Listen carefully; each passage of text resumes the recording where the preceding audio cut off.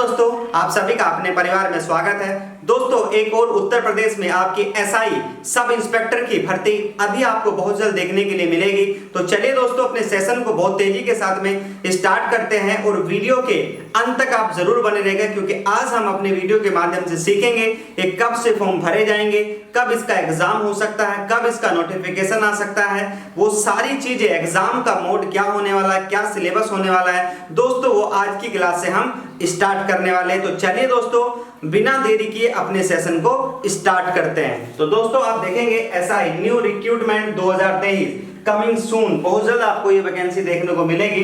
दोस्तों, आयोग की तरफ से एक नोटिस आया था, उसके माध्यम से हम सभी को पता लग गया है कि जो टेंडर है वो कंपनियों के लिए क्या निकाल दिया गया है जो एग्जाम कंडक्ट कराएंगे। तो दोस्तों, ये तो कंफर्म हो गया है, जो टेंडर था वो पब्लिश हो गया है और इस टेंडर की दोस्तों अंतिम तारीख भी बता दी गई है। वो अंतिम तारीख दोस्तों है 25 सितंबर। 25 सितंबर बता देंगे कि अगर जिस टेंडर जिसको भी डालना है वो डाल सकता है।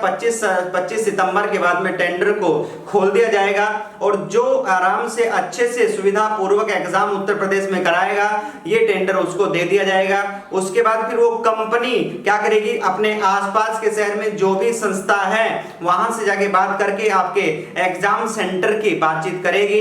देन उसके बाद में आपका नोटिफिकेशन जारी हो जाएगा।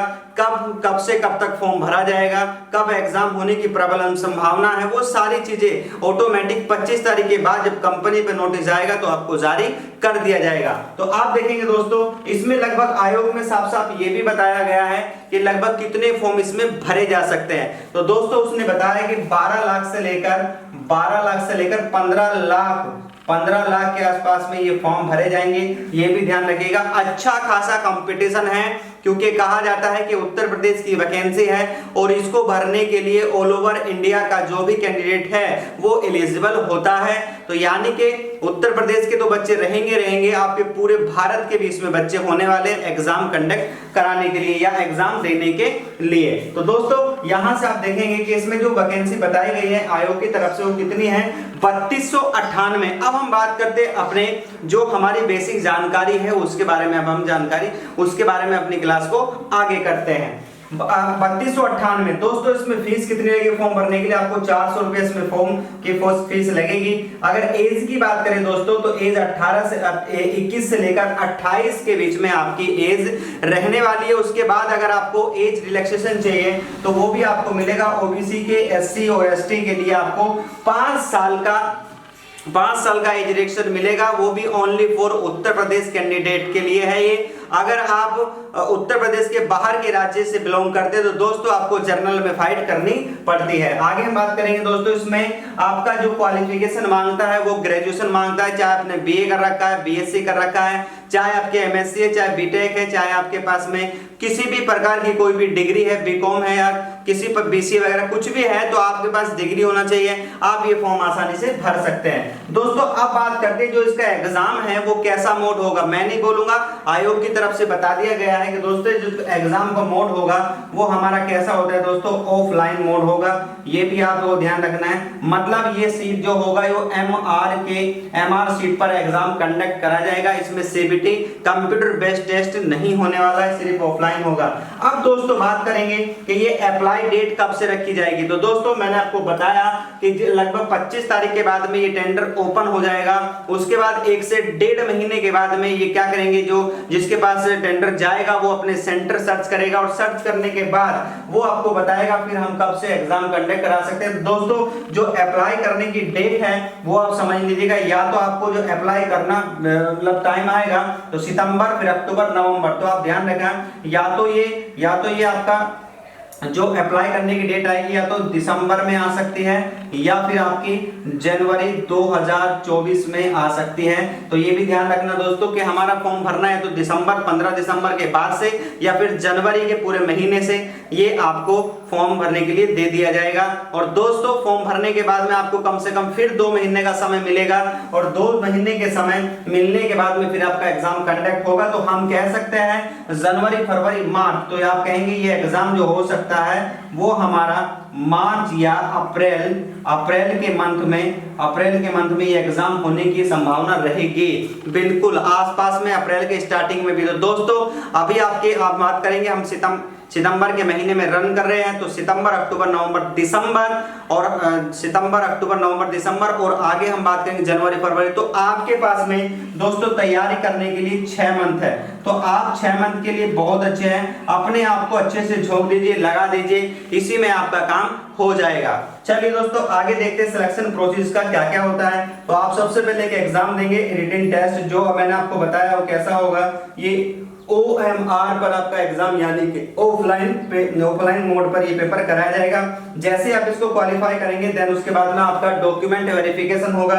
डॉक्यूमेंट वेरिफिकेशन के बाद में आपका PST और PT यानी कि फिजिकली जो एलिजिबिलिटी है वो आपका कंडक्ट करा लिया जाएगा। देन उसके बाद में आपका मेडिकल हो जाएगा, उसके बाद में फिर आपकी सीधी ज्वाइनिंग आपकी आ जाती है।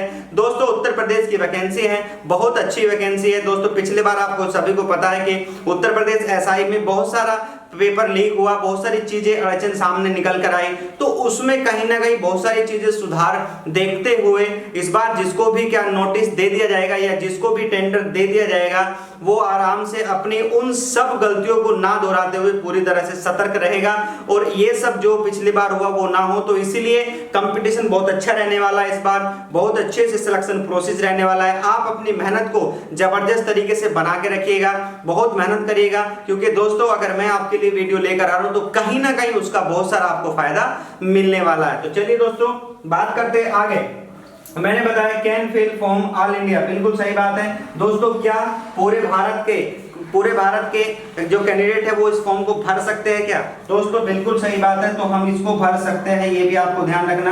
आप जनरल पे फाइट करेंगे ये भी आपको पता होना चाहिए, जनरल पे फाइट करेंगे आराम से आप इस फॉर्म को भरेंगे। अब दोस्तों बात करेंगे इसका जो एग्जाम सिलेबस है वो क्या क्या है। दोस्तों इसमें आपके जो है 160 क्वेश्चन आपको देखने को मिलेंगे जो 400 मार्क्स के रहेंगे। टाइम आपका 2 घंटे यानी कि 120 मिनट और इसमें नेगेटिव मार्किंग दोस्तों नहीं होगी। तो अगर जितनी तैयारी आपकी है वो बेस्ट है। उसके बाद जो क्वेश्चन बचे हर हर गंगे बोल के जय माता दी बोल के आपको सारे के सारे क्वेश्चन करके आने हैं।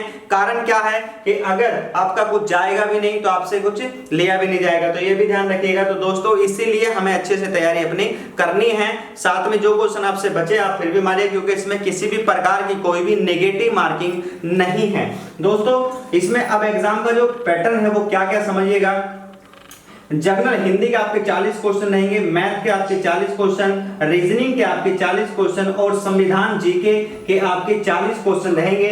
तो ये सारी की सारी जो आपका एग्जाम पैटर्न होगा ये इस तरीके से क्वेश्चन आपसे पूछे जाएंगे। समय आपका 2 घंटे, एग्जाम का मोड आपका ऑफलाइन होने वाला है। दोस्तों बहुत सारी किताबें मार्केट में हैं, आप जाएंगे, बहुत सारे यूट्यूबर हैं जो आपको इस पर क्लासेस देंगे बहुत अच्छी अच्छी। तो आप अपनी तैयारी करते रहिए अपनी मेहनत से जबरदस्त तरीके से। मैं आपको कंटेंट प्रोवाइड कराता रहूंगा कि हमें अब क्या पढ़ना चाहिए, हमें क्या पढ़ना चाहिए, हमें क्या नहीं पढ़ना चाहिए। अगर आप फिर भी पढ़ना चाहते तो आप मुझे बताइएगा, मैं आपके लिए कोई अच्छी सी जीके जीएस रीजनिंग के इस तरह से क्लास लेकर आऊंगा ताकि आपको शॉर्ट टाइम में ज्यादा क्वेश्चन अटेम्प्ट करवाने की मैं कोशिश कर सकूं। तो दोस्तों आगे हम बात करेंगे ये आपकी फिजिकल एलिजिबिलिटी क्या होती है। तो आप यहां से समझ लीजिएगा कि ये जो क्राइटेरिया है इसमें आपकी हाइट कितनी होनी चाहिए। जनरल ओबीसी और एससी के लिए 168 सेंटीमीटर की आपकी हाइट, अगर आप एससी से है तो 160 सेंटीमीटर की हाइट आपकी मांगता है। अगर आप फीमेल से है और जनरल यहां पर हाइट पूछ रहा है तो जनरल ओबीसी एससी के लिए 152, एसटी के लिए 147 सेंटीमीटर की हाइट आपकी होनी चाहिए। अब दोस्तों आगे हम बात करेंगे चेस्ट के लिए। तो चेस्ट में अगर बात करें जनरल ओबीसी एससी के लिए जो है चेस्ट का साइज है वो 170 यानी कि 79 से 84 सेंटीमीटर और एसटी के लिए आपका 79 से 84 सेंटीमीटर होना चाहिए। अगर हम बात करें वेट की तो मेल जो फीमेल का वेट है वो कम से कम आपका 40 किलोग्राम होना चाहिए। रनिंग के लिए बात करेंगे दोस्तों, ये आपकी 4.8 किलोमीटर की जो आपकी रनिंग होगी उसका समय आपको 24 मिनट का दिया गया है और जो फीमेल के लिए 2.4 किलोमीटर के लिए आपको 16 मिनट का समय यहाँ पर दोस्तों दिया गया है। तो दोस्तों ये सारी चीजें थी ये सारी चीजें मैंने आपको 1 to 1 करके पढ़ाई, उसके बारे में बताई, कब एग्जाम होने की प्रबल संभावना है, कब नोटिफिकेशन आएगा, टेंडर की डेट क्या है, एग्जाम का पैटर्न क्या है, क्या ऑल ओवर इंडिया कैंडिडेट भर सकते हैं फॉर्म, नहीं भर सकते, वो सारी चीजें मैंने आपको अच्छे से और बहुत ही प्यार तरीके से समझाने की कोशिश करी। दोस्तों उसके बाद भी अगर कोई चीजें छूट गई तो आप कमेंट्स बॉक्स में जरूर लिखिएगा, मैं आपको वो डाउट क्लियर करने की कोशिश करूंगा। तो दोस्तों आज के लिए इतना ही, मिलते हैं लेक्चर में, तब तक के लिए thank you, have a nice day, bye bye, take care. और चैनल को भी सब्सक्राइब नहीं किया तो एक बार सब्सक्राइब जरूर कर लीजिएगा।